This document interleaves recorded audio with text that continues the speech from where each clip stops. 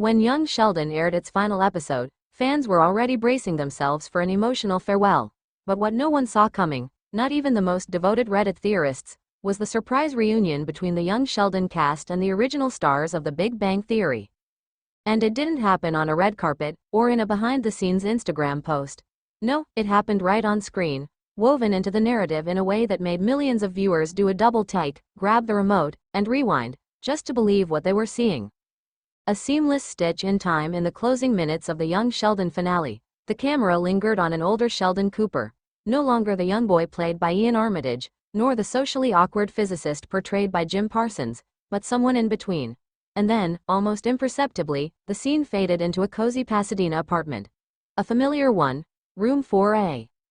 The original cast of The Big Bang Theory was there. Well, not just there, they were being their characters again. Leonard, Johnny Galecki, was adjusting his glasses and sighing at Sheldon's whiteboard equations. Penny, Kaylee Cuoco, now visibly pregnant again, a nod to their surprise baby from TBBT's finale, was sipping wine, non-alcoholic, of course.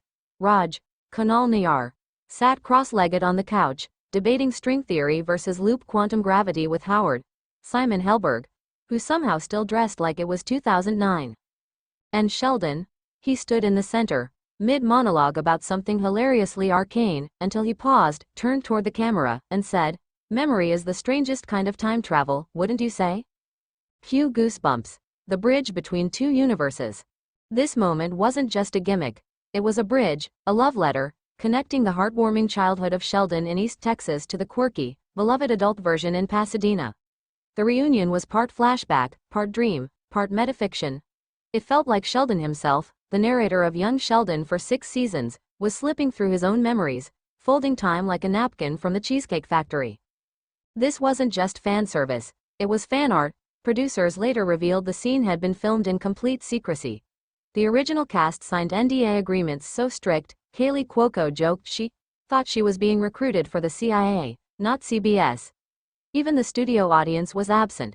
The laughter, that was real, taken from older Big Bang Theory episodes and blended in subtly, as if the audience had been with them the whole time. How it all came together, Chuck Lorre, co-creator of both series, explained in a post-finale interview. "We knew we had something special with Young Sheldon. And we knew that as much as it was Sheldon's origin story, it was also about the legacy of this character, his future, his friends, his family. We didn't want to just end it with a fade to black. We wanted to show that this story lives on, in another timeline, another show, in the hearts of fans." Jim Parsons, who has served as narrator and executive producer on Young Sheldon, agreed. "The show gave me a chance to revisit Sheldon with new eyes. Watching Ian Armitage grow up, watching the Cooper family evolve. It changed how I saw my own character. That final scene, it was closure, but it was also a beginning." Behind the scenes, the writers reportedly spent months crafting a script that would make the reunion feel authentic and meaningful, rather than a nostalgia cash grab. The transition scene was written by Steve Malaro and Stephen Holland, who've been with both shows for years. It involved layers of symbolism. The ticking of a clock, a model train set humming in the background, a soft piano version of the Big Bang Theory theme song playing in the background. Fans were so surprised by the moment that within an hour of the finale airing, #TBBT reunion was trending worldwide on X, formerly Twitter. Fan theories, Easter egg breakdowns, and emotional reactions flooded social media. Some viewers even said it felt like the true finale of The Big Bang Theory we never got. Penny's secret, and Raj's future, but the surprises didn't stop with the reunion. There were hidden narrative gems baked into the scene.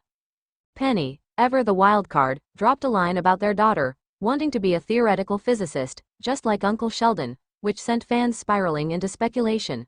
Could the Cooper legacy continue through Penny and Leonard's child? Raj, meanwhile, mentioned a date with a brilliant astrophysicist from Mumbai, leading fans to hope he might finally have found his happily ever after, perhaps even with Anu, the character from season 12 he'd briefly been engaged to. And Amy Farrah Fowler, Mayim Bialik, though not physically present, was seen in a framed photo on Sheldon's desk, holding a Nobel medal in one hand and a baby rattle in the other. A perfect symbol of their professional and personal success. What this means for the franchise: the emotional reunion has reignited calls for a Big Bang Theory revival or continuation, perhaps not a traditional reboot, but something new. A miniseries. A limited run.